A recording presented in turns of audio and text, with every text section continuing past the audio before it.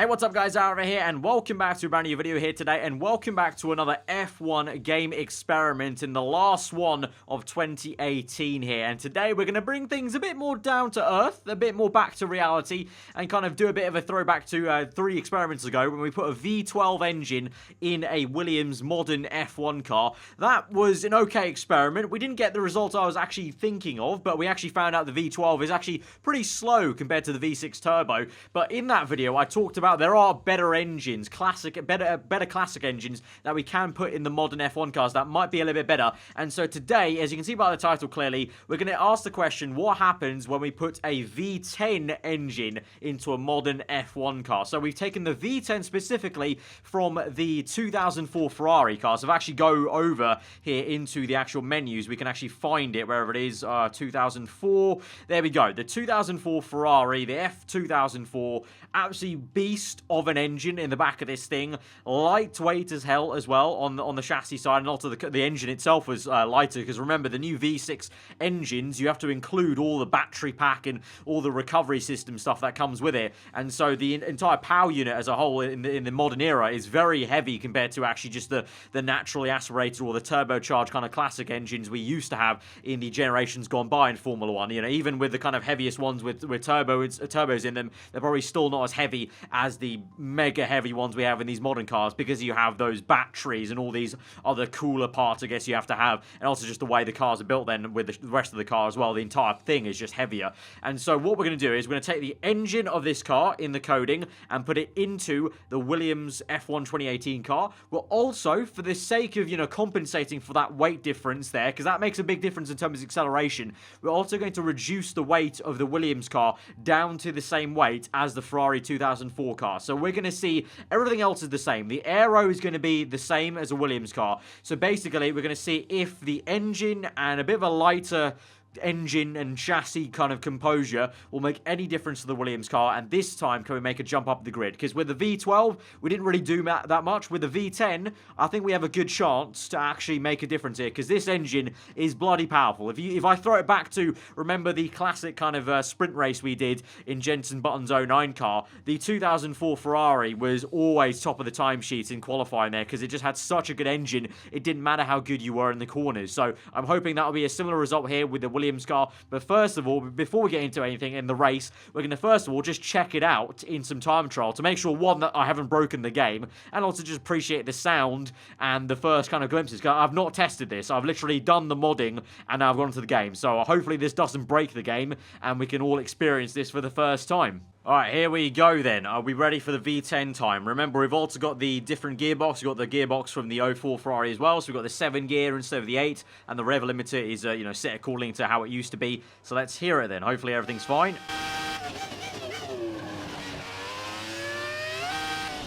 Oh! That is amazing. That is, oh, that is orgasmic. I'm just gonna drive around for a little bit, to be honest, if you don't mind, lads.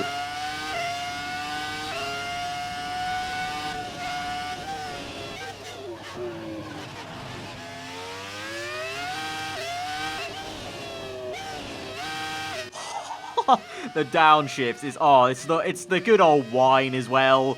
Everything. This is just such a throwback and a half. I wasn't even watching F1 when we had these V10s propping around, but I've watched plenty of old clips to be nostalgic still. We gotta watch an offboard. We gotta watch a replay camera. Here we go.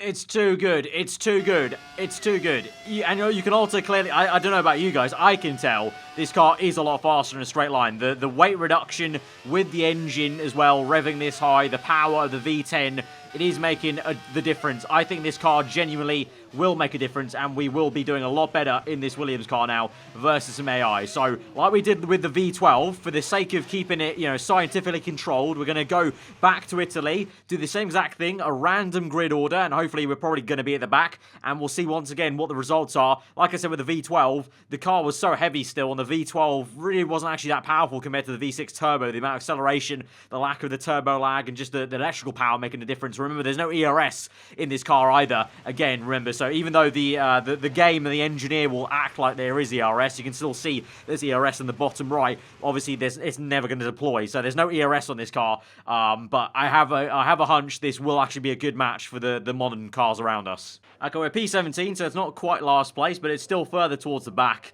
Let's see how this goes. And also, more importantly, like last time, here in the V10, on top of the V6s, because the rest of the grid, remember, are all the normal V6 cars. So this is going to be very weird to hear our kind of whiny sound compared to their kind of more bassy sound, I guess you could say. Here we go then. 5 red lights, and you can hardly hear the V6s. And we are on the way. And it's, oh, there we go. There's the acceleration. This lightweight and powered V10 car is working wonders for us, ladies and gents. Can't quite make the move there on the Force India, but still P13, P12. Oh, I've been hit by, this is Sainz there on the right, but on the left, but look at this. Here we go. No ERS, remember. Oh, 3 wide around the outside. It's beautiful. Oh, the switching. It's too amazing. Oh, I can't. I'm being boxed off here. Gonna have to watch out for it. I have to remember, this Williams car, remember, still has the Williams aero, so it's not that great under brakes and the cornering there, but the straight line speed, my word, Williams, I've solved your issues for 2019, mates. Just somehow bodge job your way with a V10 engine. Get the weight down, lads. And this is how you do it. Oh, look at this. 7th gear, no 8th gear, but we don't need one. Bob's your uncle. Left, right, left, and we're done. Have to be a little bit early on the brakes because the car hardly turns in there, but P8 has been obtained. Very nice. I mean, also at the same time, we're doing it while sounding pretty damn good. I mean, that's a decent start. Good job. I'll say it's a decent start. Oh, it just sounds so nice, doesn't it? And here we go. Maxed out. Slipstream. Oh. Can't quite get him, actually. Top-end speed. The V6 has actually got it. The Force India car did actually have me for top-end speed. So, interesting. The top-end speed might still be with the V6 turbo, with the electrical power also deploying. The acceleration-wise is V10. Because of the revs, the lightweight nature of it as well. We've got it.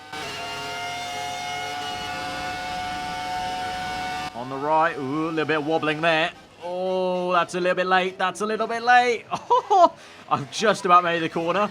Probably was a little bit illegal there, but it's fine. We're up into P7, but Force India comes back on this. It's actually a really good fight. Remember, it is a Williams car at the end of the day. Oh, no. Oh, it's not. Oh, it wasn't even the Force India. It was my teammate. I didn't realise. But look at that. That is the true testament that AI teammate is doing this well as well. So it's not just me driving against the AI. It literally is my teammate. I'm sorry. Come on! I was complimenting you, Sir Hopkin, the entire time! And then straight away, next corner, bang. You absolute twat. Absolutely twat. Well, that's that compliment out the window then. Still P7. As you can see on the bottom right, actually, obviously no ERS. Apparently we're deploying it, but it's definitely not making any sort of difference, and we're definitely not even controlling how it gets deployed as we now keep the pace. It looks like this might be the maximum. It seems like a V10 in a Williams car gets you best of the rest. The win in Formula B, it's not quite that good of an engine to carry us into the top 3 realm with the amount of good aero they have, obviously, in the car.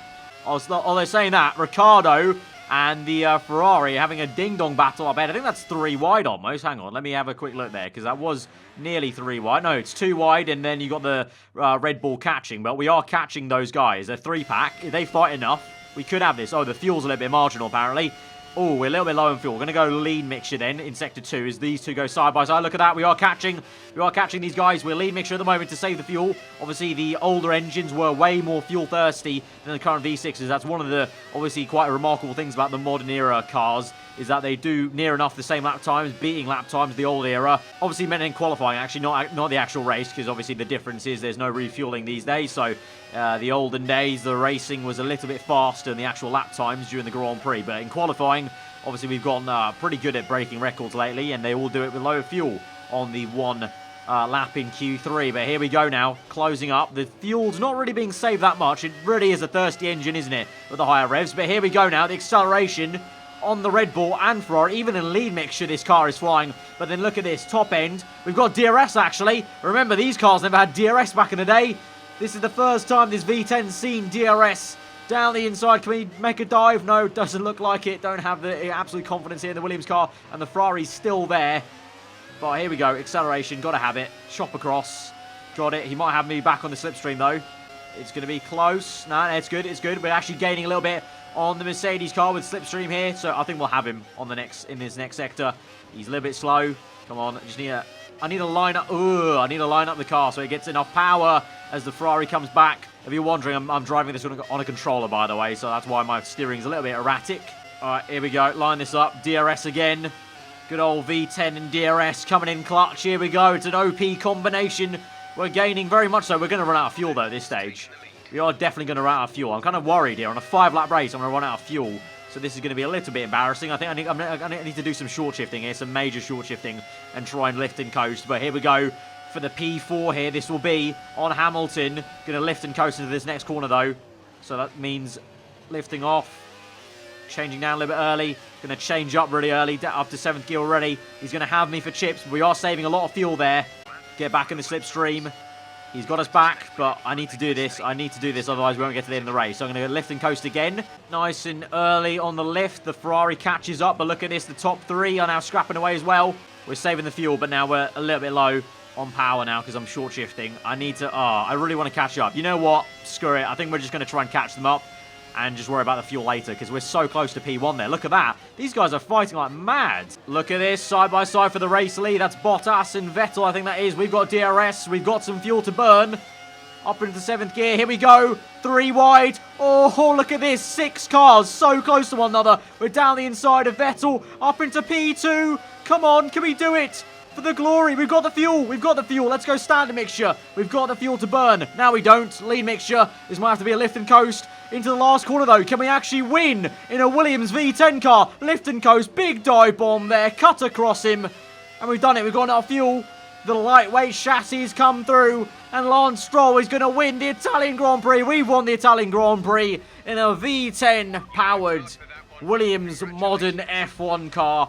There you go. That is what happens when you stick a V10 engine and also, somewhat calculate for the weight loss it would have had if you put a V10 versus the heavier V6 into a modern F1 car. You can actually win a Grand Prix in a Williams car. My teammate would have been right up there if he didn't make a mess of himself and locked up. I'm adamant at that because he overtook me by surprise, but obviously he made a mistake, but there we go. So I think that's been a very successful challenge then, guys. So if you did enjoy that one, be sure to hit that like button. Let me know what you thought in the comments below and what experiment you guys think I should do next. If you are new around here, do get subscribed for weekly Formula 1 content. I've been Aarava. Hope you enjoy the rest of your day, and I'll see you guys next time. Goodbye.